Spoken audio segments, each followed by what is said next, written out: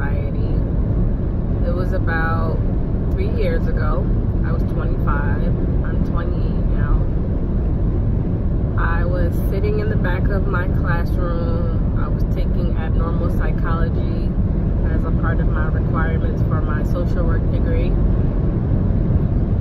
And we were talking about disorders like anxiety and depression and all sorts of things. So as I sat in the back of this classroom, my professor started going through all the symptoms of general anxiety disorder. And she's like, well, there's physical symptoms, you get chronic back and neck and shoulder pain, and it can be stomach aches or headaches. It feels like a heart attack. You can have panic attacks, such anxiety attacks and panic attacks are along the same line, sort of the same thing. It was just all of these different things, and I'm thinking like, wow, I experienced all of these things. And for me, it was normal for me. I mean, normal enough. I've been experiencing it so long, I never thought anything of it. Since I was younger, maybe since like the age of 13, I always had this pain in my shoulder and my back. And it started around the time that, you know, we really started using computers. So I'm thinking like maybe it's because I'm on the computer all the time and I may be straining my shoulder. Throughout the years, my mom took me to she took me to the regular doctor, and they gave me medication for muscle spasms. My PCP also referred me to a physical therapist, which didn't help at all.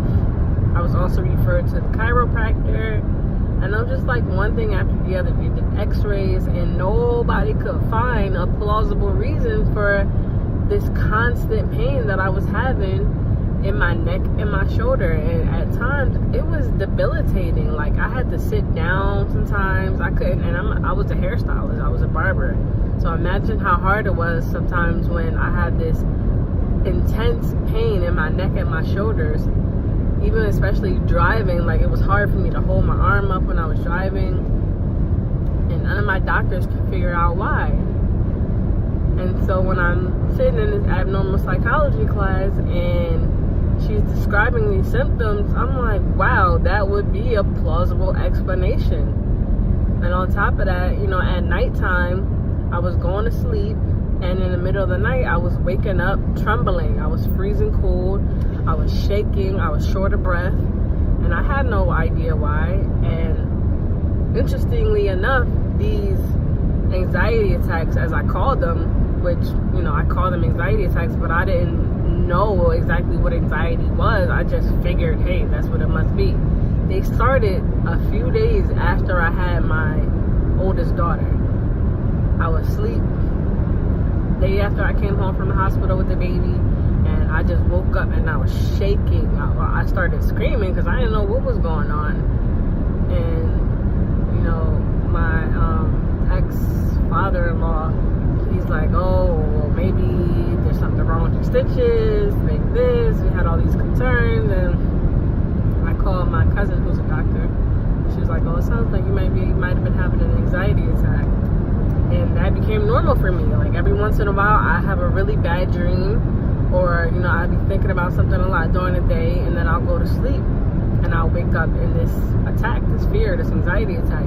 And it was just really puzzling to me. Like I never had anxiety attacks during the day. I never went through this when I was awake, but it was happening to me while I was asleep.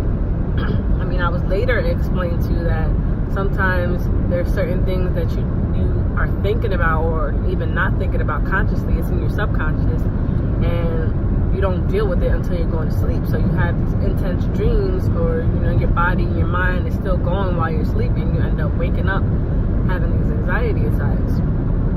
But even still, it was normal for me. I told my doctor about it once or twice, and she's like, oh, well, I mean, really, I can't remember her saying anything about it. So we also came across this part of the book that was talking about this thing called